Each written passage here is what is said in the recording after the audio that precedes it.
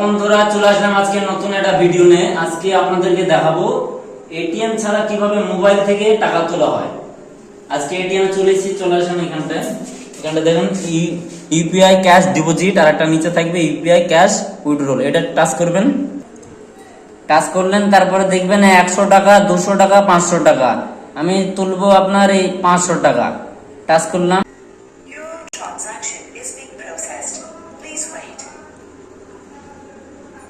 এখানটায় চলে আসবে, দেখেন UPI, phone pay, Google pay, এগুলো চলে আসবে। আমি টাচ করব ফোন পে।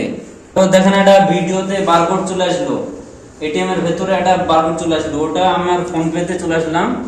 ফোন পে এসে এটা স্ক্যানার করলাম।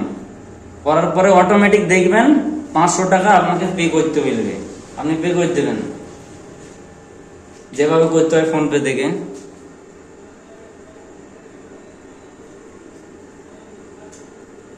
এই যে পেটা হয়ে গেল।